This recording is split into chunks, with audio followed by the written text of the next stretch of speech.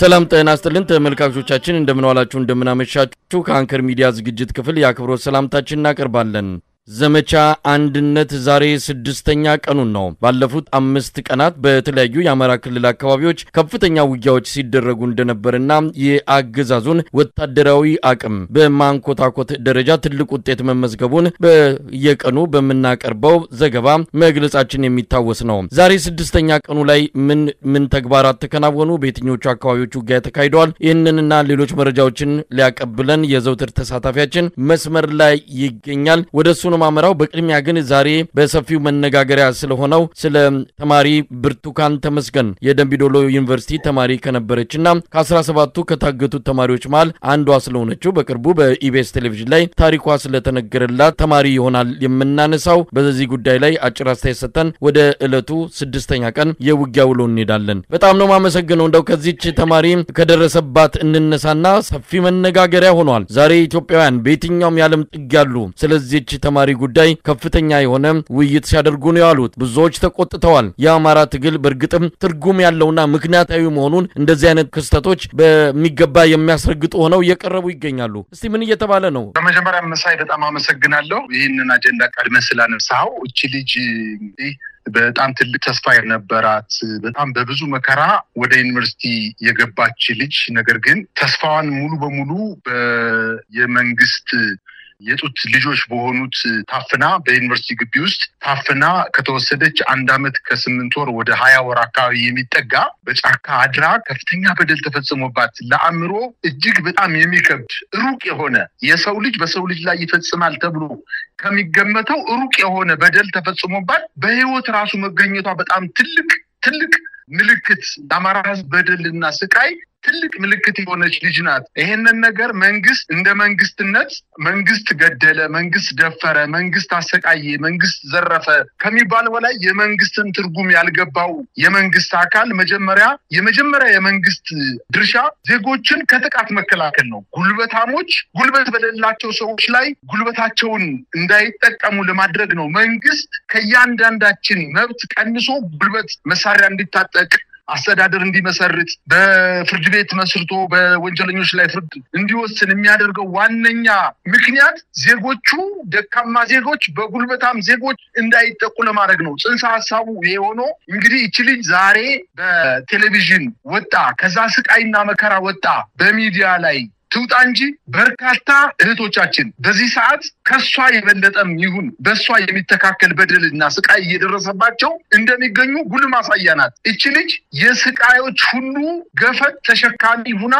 መጣለች ተደፍራለች ተገርፋለች በጫካ ከ2 አመት ለሚጠጋ ጊዜ ለ20 ወር ለሚጠጋ ጊዜ በጫካ ራቁቷን አድራለች እየተፈራረቁ ደፍሯታል ከየት እንደወለደችው እንኳን የማይታወቅ በሽተኛ ልጅ ይዛ በህይወት አዲስ አበባ መጣለች ሆስፒታሉ የዩኒቨርሲቲ ሆስፒታል እቺ ልጅ ለተወሰነ ቀናት ህክምና ከሰጣት በኋላ አምጥቶ አዲስ አበባ ላይ ጥቷት ሄዶ ይሄ ዩኒቨርሲቲ የመንግስት አካል ነው ምሁራን የተሰባሰቡበት ዜጎችን እኩል ማየት ያለበትና የነበረበት ተቋም ሆኖ ያለ ትንሽ ቀናት ህክምና ካደረገላት በኋላ አዲስ አበባ ላይ አምጥቶ ነው እንደ መናኛ ጎዳና ላይ ጥቷት ሄዶ ከነጻን ልጇ ዛሬ ደግሞ ጫንቃዬን ተገርፌ ጋቢዬን ተገፍፌ ይላል ያማራ አባት ሲተርት ሁለት በደል ነው የተፈጸመባት እቺ ልጅ ደረሰባትን ስቃይ በደል መከራ ሁሉ በሚዲያ ላይ አውጥታ በመናገሯ መንግስት እጅግ በጣም ተቆጥቷል። ማዘን ሲገባው ማፈር ሲገባው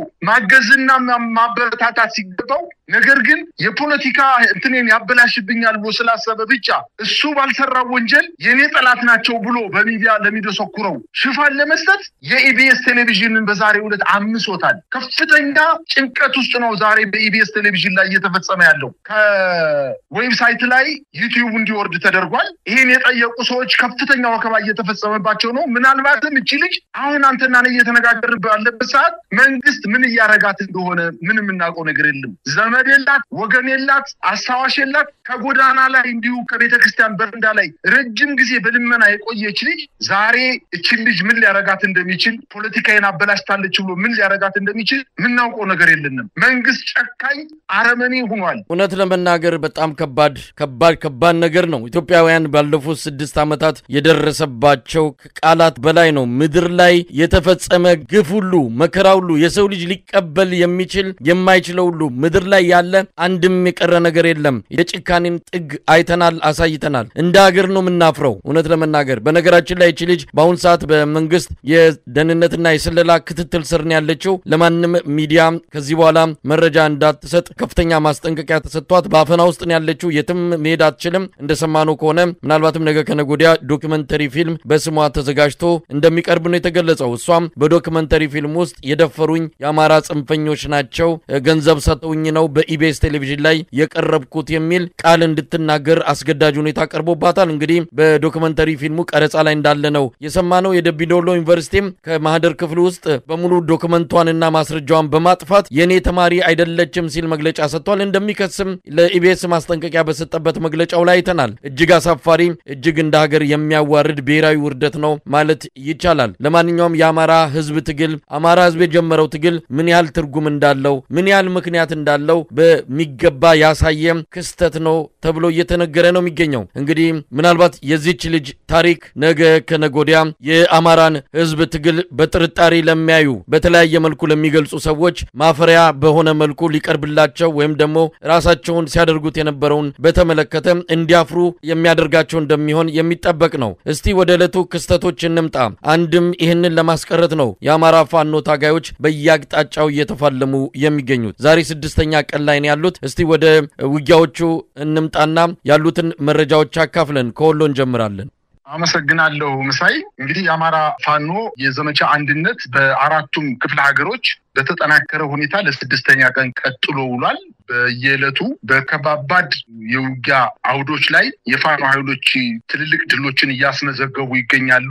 ለምሳሌ በወሎ ብንነሳ የአማራ ፋኖ በወሎ 6ኛ ቀኑን በያዘው የዘመቻ አንድነት የማጥቃት እንቅስቃሴ ጠንካራና ከፍተኛ ወታደራዊ ልምድ አለው የተባለውን የአገዛዙን ጥምር ጦር አሰልፎ በከባድ መሳሪያ የታገዘ የከለላ ወረዳ ከተማን የሆነችውን ወርቄን ከፋኖ ኃይሎች መልሶ ለመንጠቅ ከፍተኛ ወታደራዊ ዘመቻ አድርጎ በፋኖ ኃይሎች መልሶ ማጥቃት ክፉኛ ተመቶ ተበታትኖ ወደ መጣበት መመለሱ ተገልጿል። እንደዚሁም በሰሜን ወሎ በሀብሩ ወረዳ በሁሮ ከተማ ቀበሌ 8 እና 9 እንደዚሁም በራያ ቆቦ ቀዩ ጋራ አካባቢ በፋኖ ኃይሎች እና በአገዛዙ ጥምር ጦር መካከል በተደረገ ከፍተኛ ውጊያ የፋኖ ኃይሎች የበላይነትን በመያዝ የውጊያ ቀጠናውን በመቆጣጠር በአገዛዙ ጦር ላይ ከባድ የሰብአዊና ወታደራዊ ኪሳራ ማድረሳቸው ከስፍራው ለአንከር ሚዲያ የደረሰው መረጃ አመላክቷል።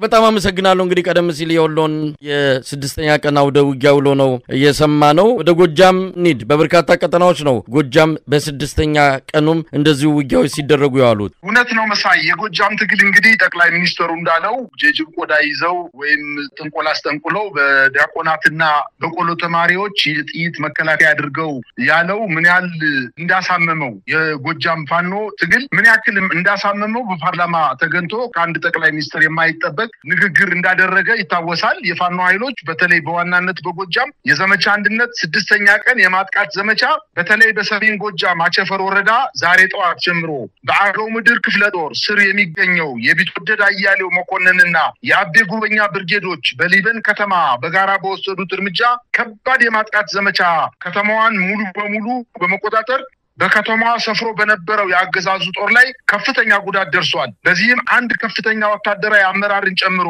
46 የመከላከያ ሰራዊት አባላት ሲገደሉ 26ቱ ቆስለዋል። 24 ክላሽንኮቭ መሳሪያ ሲማረክ 2 ወታደራዊ ፓትሮሎች ተቃጥለዋል። ይህ በዚህ ውጊያ ያገዛዙ ወታደራዊ አመራሮች ሲጠቀሙበት የነበረው 2 ላፕቶፕ በፋኖ ቁጥጥር እጅ ገብቷል። ይሄ የሚያሳየው በተለይ አሁን እኛ ከባድ መሳሪያዎችን የቆሰለውን የሞተውን ብቻ ሳይሆን ላፕቶፕ በወታደራዊ ከፍተኛ ማዕረግ ደረጃ ያሉ ወታደራዊ አመራሮች የሚይዙት ሆኖ እነዚህ ወታደራዊ አመራሮች ላፕቶፓቸውን ይዘው እንኳን ማምለጥ እንዳልቻሉ የሚያሳይ ምልክት መሆኑን አድማጭ ተመልካቾቻችን ሊገነዘቡት እንደሚገባ ነው። ይህንን የተመታ ያገዛዙን ጦር ለመታደግ ከዝብስት የተነሳው ጦር ደግሞ አሹዳ ከተባለ ቦታ ላይ ፈንጂ በማጥመድና ደፈጣ በመጣል 11ን ሲገሉ 10ን ማቁሰል ችለዋል። በሌላ አቅጣጫ የአብይ አህመድ ጦር ሊበን ሲጓዝ የባህር ዳር ብርጌድ ጊዮን ሻለቃ ከጭንባ ወጣ ብሎ በሚገኝ ስፍራ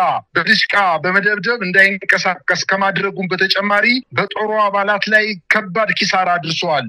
የፋኖ ኃይሎች በከፍተኛ ድል ወደ ሊበን ከተማ ሲገቡ የከተማዋ ነዋሪ ወደ ጎዳና በመውጣት በከፍተኛ ደስታ አቀባበል ያደረገላቸው መሆኑን ለማወቅ ተችሏል። በሌላ በኩል የአገዛዙ ጦር 56ኛ ክፍለ ጦር ከአዴት ከተማ ተነስቶ ቋሪትን ለመቆጣጠር ብር አዳማ ከተባለ ቦታ ላይ ሲደርስ ከፋኖ ኃይሎች ከባድ የመልሶ ማጥቃት ደርሶበት በሽንፈት ወደ መጣበት እንዲመለስ ተደርጓል። በሌላ አቅጣጫ 23ኛ ክፍለ ጦር ከፍኖተ ሰላም ከተማ አትናውስ ከተባለ ወታደራዊ ካምፕ ተነስቶ በጅጋ በኩል ቋሪትን እንዲቆጣጠር ግዳጅ የተሰጠው የአብይ አህመድ ጦር ከየካቲት 30 ጀምሮ ከገነት አቦ ከተማ ማለፍ ሳይችል ቀርቷል።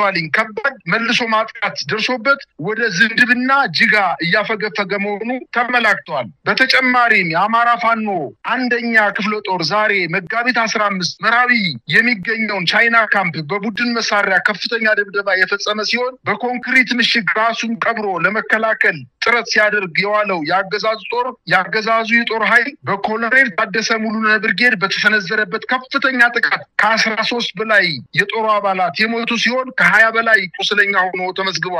ይህ ካምፕ ሲደበደብ መግቢያ መውጫ ያጣው የጠላት ጦር ከጭንባ ኃይል ለመጨመር ቢሞክርም በባህር ዳር ብርጌድ ደፈጣ በመያዝ ሲመታም አርፍዷል። በዚህ ምክንያትም ጠላት እንዳይቀናጅ ኃይል በማዛባት ሙትና ቁስለኛ በማድረግ ተችሏል። በሌላ በኩል አዲስ አለማየሁ 7ኛ ክፍለ ጦር ደጃዝማች ተርላጓሉ ብርጌድ በምስራቅ ጎጃም ዞን አንበር ወረዳ አንበር ከተማና ጃማ ቀበሌ ላይ ከፍተኛ የሆነ ውጊያ አድርጓል። በዚህ አውደ ውጊያም ከ45 በላይ ጠላትን መደምሰስ የተቻለ ሲሆን ከ24 በላይ ቁስለኛ ማድረግ ተችሏል። በዚህ ዞን አብራጅት ብርጌድም ኮርክ ከተማ በመግባት 4 የመከላከያ አባላቱን ሲደመሰሱ 27ቱን በማቁሰል ጠላትን ረፍት እየነሱ ይገኛሉ።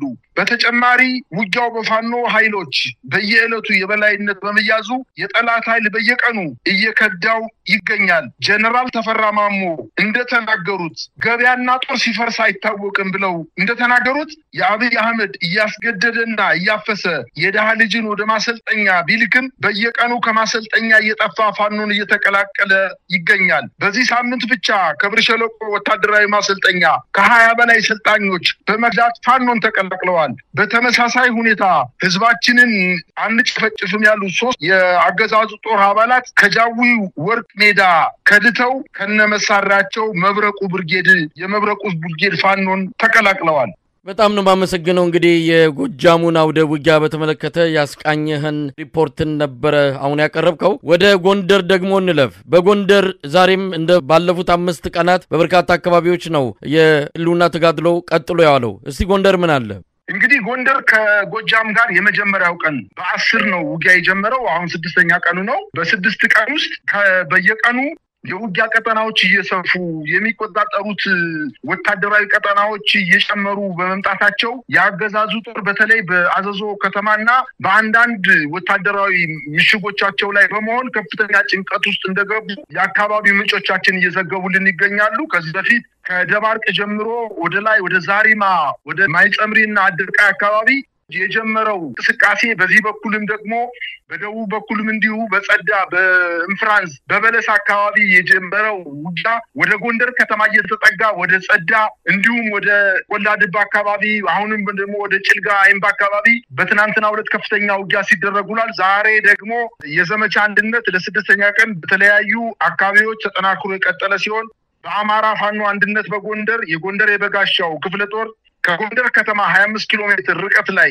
በምትገኘው የወገራ ወረዳ ዋና ከተማ የሆነችውን የአምባ ጊዮርጊስ ከተማን ከከባድ ፍልሚያ በኋላ ከአገዛዙ እጅ በመንጠቅ ተቆጣጥሯታል። በዛ ተጨማሪም ከጎንደር ባህር ዳር ዋና መንገድ ላይ በሚገኘው ባህረ ግንብ ብሩቦክስና ምንዝሮ በተባለ ቁልፍ ቦታዎች ላይ የጎንደር የበጋሻው ክፍለ ጦር በአገዛዙ ጦር ላይ ጥቃት በመፈጸም በጠላት ኃይል ላይ ከባድ ሙትና ቁስለኛ ማድረግ የተቻለ ሲሆን ጠላት ወደ መጣበት እንዲመለስ ተደርጓል። በሌላ ዜና በዘመቻ አንድነት ከፍተኛ ጫና ውስጥ የገባው የአገዛዙ ጦር ዛሬ ጠዋት የምስራቅ በለሳዋና መቀመጫ የሆነችውን ጓላን ለቆ በመውጣት የፋኖ ኃይሎች ከተማዋን ለመቆጣጠር ችለዋል። እንዲሁም በሌላ ዜና በጸረ ቅኝ ግዛት የአርበኝነት ተጋድሎ በጎንደር ቁጥር 1 ስመጥር ጀግና በሆነው ራስ አሞራው ውብነህ ተሰማ ስም አዲስ ኮር መመስረቱን የአማራ ፋኖ አንድነት በጎንደር አስታወቀ።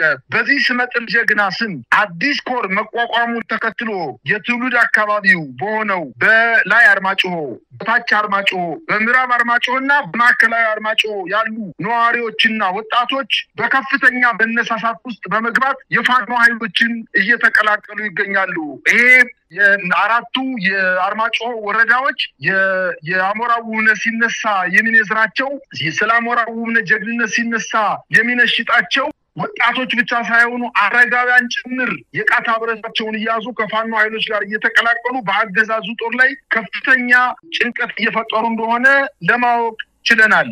እንግዲህ አማራ ክልል የሉና ተጋድሎ ከሚካሄድባቸው አካባቢዎች አንዱ የሸዋ ቀጠና ነው። በሸዋም እንደዚሁ ዛሬ 6ኛን ቀን በያዘው ውጊያ በርካታ ድሎች መገኘታቸውን እየሰማን ነው። በሸዋ ያለውን ደግሞ እስቲ እንስማው። የአማራ ፋኖ በሸዋ የዘመቻ አንድነትን ተቀላቅሎ እያደረገ ባለው ከባድ ትንቅንቅ በተለይ በምንጃር ቀጠና በአረርቲ በበረህት መተብላና በጅሩ አካባቢዎች እንዲሁም ለአገዛዙ የሸዋ ኮማንድ ፖስት ዋና ማዘዣ በሆነችው ደብረ ብርሃን ከተማና በዙሪያዋ ሚባንድ ጀምሮ በፋኖ ኃይሎች ከባድ የማጥቃት ዘመቻ እየተደረገ ሲሆን በአብይ አህመድ ጦር ላይ ከፍተኛ ሰብአዊና ቁሳዊ ጉዳት እየደረሰበት መሆኑ እና በተደረጉ ውጊያዎች የከፍተኛ ወታደራዊ አመራሮች አጃይቱ አባላት መደምሰሳቸውን ተገልጿል። ይህ ድል የተገኘው የዘመቻ ሚስጥራዊነት አመራሩና ሰራዊቱ በጥብቅ ዲሲፕሊን በመቻሉ ጭምር እንደሆነ የሸዋ ፋኖ ህዝብ ግንኙነት መምሪያ ኃላፊ አያይዘው ገልጸዋል። በአጠቃላይ በሸዋ እየተደረገ ያለው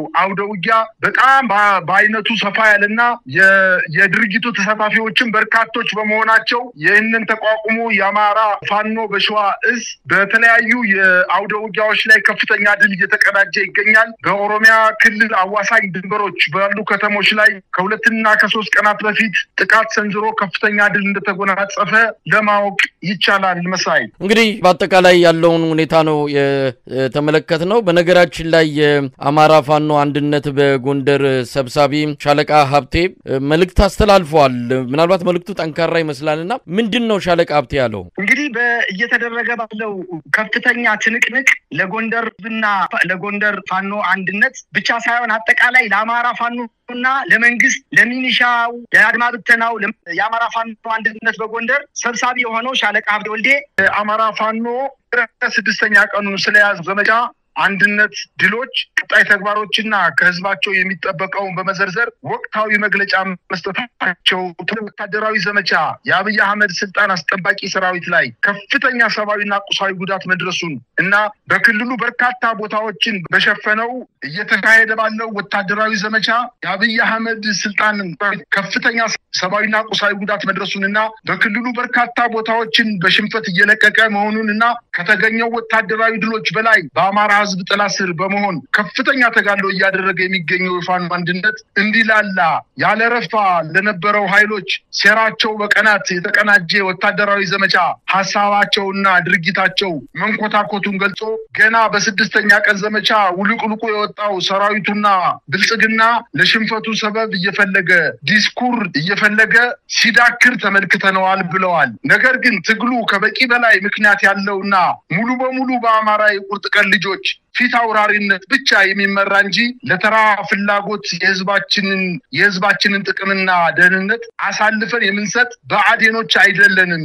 ይልቁንም ትግሉን በቆቅ ንቃት እና በንስር ዓይን የምንመለከተው እንደሆነ ጠላቶቻችን ሊያውቁት ይገባል በማለት ያገዛዙ የቅጥፈት አንደበቱ እስኪቆምና ብሎም እስኪገረሰስ ትግላችንን ተጠናክሮ የሚቀጥል መሆኑን ለህዝባችን እናረጋግጣለን ሲሉ ተናግረዋል። ይህን መግለጫ የሰጡት በዋነኝነት ያገዛዙ ኃይል በሰሞኑ 6 ቀናት የደረሰበትን ከፍተኛ ሽንፈት መዋጥና መቀበል ባለመቻሉ ሰበብ እየፈለገ አንዴ የትግራይ ጀነራል የሚመራው ኃይል ነው፣ አንዴ ደግሞ ደምስሰናቸዋል፣ ከእንግዲህ በኋላ ጉልበት የላቸውም እያለ ከእንደ ጅዋጅዌ ከግራ ወደ ቀኝ እየተንቀሳቀሰ መልስ የሚሆነውን ነገር አጥቶ እየተጨነቀ ባለበት ሰዓት ይሄ ነገር አማራ ጀግኖችን የወለደ ህዝብ ነው፣ ወታደራዊ አመራሮች ያሉት ወታደራዊ ተዋጊዎች አሉት፣ የህዝብ ድጋፍ ያለው የፋኖ እንቅስቃሴ ማንንም የሚመራውና ለጊዜያዊ ጥቅም ብለን አሳልፈን ህዝባችንን ለሌላ ኃይል ማንሰጥ መሆናችንን ለመግለጽ ነው ሲሉ አያይዘው የገለጹ መሆናቸውን ተመላክቷል። መሳይ እንግዲህ በአጠቃላይ ያለውን ሁኔታ በተመለከተ ነው። እንግዲህ 6ኛ ቀኑ ነው። አገዛዙ በከፍተኛ ሁኔታ እየተደናበረ ያለበት እንደሆነ መረጃዎች ያሳያሉ። ለዚህም በተለያዩ አካባቢዎች ያሉትን ጦሮች ሜካናይዝድ ኃይሎችን በኢትዮጵያ አየር መንገድ ወደ ባህር ዳር እያስጠጋ ይገኛል። ባህር ዳርም ከመኮድ ከመከላከያ ኮንስትራክሽን ድርጅት ወደ ተለያዩ የአማራ አካባቢዎች ስምሪት እየተሰጣቸው እንደሆነ ነው የሚገለጸው። ነገር ግን የገባው ሲመለስ እንዳልታየ በወጣበት የሚቀርበት ሁኔታ ነው የሚስተዋለው። ለማንኛውም የመደናበሩ ሁኔታን በግልጽ በተለያዩ መድረኮች እያየን እንገኛለን። እስቲ በመጨረሻ ምን ማለት ይቻላል? መሳይ በአጠቃላይ የአማራ ህዝብ ትግል ከበቂ በላይ ምክንያት ያለው ስለሆነ እና መንግስት በአማራ ህዝብ ላይ እየፈጸመ ያለው እጅግ በጣም ለሰሚውም ለአድማጩም ግራ የሚያጋባ እጅግ በጣም ጥላቻ የተሞላበት በደል እየፈጸመበት በመሆኑ የፈለገውን ያክል መሳሪያ ቢታጠቅ የፈለገውን ያክል ወታደራዊ ስልጠና ሰጥቶ አይደለም በአንድ ወርና በ15 ቀን የለብለብ ስልጠና አይደለም ከክልሉ የኦሮሚያ ክልልን ልዩ ኃይል ሙሉ በሙሉ ወደ አማራ ክልልና ድንበር ከተሞች ላይ በማስገባት ውጊያ መክፈት አይደለም ከሌላ ሀገር ተበድሮ ወታደር አንጥቶ እንኳን ይሄን የህዝብ ትግል መቀልበስ የማይቻልበት ደረጃ ላይ ደርሷል። ህዝብ የሚያሸንፈው ምክንያት ስላለው ነው። ፋኖ የህዝብ ወኪል በመሆኑ የህዝብን በደልና ስቃይ ተሸክሞ ወደ ትግል በመግባቱ በምንም የተደራጀ የጠነከረ ኃይል ፊት ለፊት ቢመጣበት እንኳን ተጋፍቶ ማሸነፍ ከምርጫም በላይ ሌላ ምርጫ የሌለው መሆኑን አውቆ እየታገለ ስለሆነ ሰራዊት በአውሮፕላን፣ ሰራዊት በመርከብ፣ ሰራዊት በጀልባ፣ ሰራዊት በመኪና፣ ሰራዊት እግረኛ ከባባድ መሳሪያዎችን ጭኖ የአማራ ክልል ላይ በ15 ቀን ውጊያ እንጨርሳለን ብሎ የገባው ኃይል አሁን 2 ዓመት ሆኖታል። ይሄ ነገር መንግስትን ሊያነቃው ተሸነፈ ምልክት ሊሰጠው ሲገባ አሁንም ካፈርኩ አይመልስኝ ብሎ ወደ ክልሉ የኢትዮጵያን ህዝብ ለ15 ቀን እያሰለጠነ ያለ ምክንያት እየወሰደ ከሆነ የሚመለስ ሰራዊት እንደሌለ አውቆ ከወዲሁ የመንግስት ተብየው ኃይል ከአማራ ክልል ተገዶ የሚወጣ መሆኑን ምልክቶችን እያየን ነው። የአማራ ህዝብ እየደረሰበት ባለው ሞት፣ ዘረፋና አስገድዶ መደፈር ከበቂ በላይ ምክንያት ያለውና የማይቀለበስ መሆኑን በከዚች ከደምቢዶሎ ዩኒቨርሲቲ ተማሪ እንኳን ብዙ ትምህርት መውሰድ የሚችሉበት ብዙ ጉልበትና ኃይል ያገኙበት የሚችሉበት ምክንያት ፋኖዎች አላቸው። ይሄን ተከትሎ ቁጭትና ንዴት ብልቀት ያለበት የፋኖ ኃይል የዚችን ምስኪን ተስፋ የነበራትን ገና አድጋ ያልጨረሰች እንቆቅላ ወጣት ልጅ የደረሰባትን በደል ለመበቀል እንኳን ማንኛውም አማራ ወጣት አይደለም ሴት ሳይቀር ህፃናት ሳይቀር አዛውንት ሳይቀር ቄስ መለኩሴ ሳይቀር ይሄን ስርዓት ተጋፍጦ ወደ ጉድጓዱ ከስልጣኑም ነቅሎ በማውጣት የኢትዮጵያን ህዝብ ጨምሮ ነፃ ለማውጣት ከፍተኛ ትግል እያደረገ ነው። ይሄም ይሳካለታል የሚል እምነት ነው ያለኝ። መሳይ በጣም አመሰግናለሁ። እንግዲህ አማራ ፋኖ ትግል አሁንም እንደቀጠለ ነው። በሚቀጥሉት ቀናትም ያሉትን መረጃዎች ይዘን እንመለሳለን። ለአሁን በጣም አመሰግናለሁ።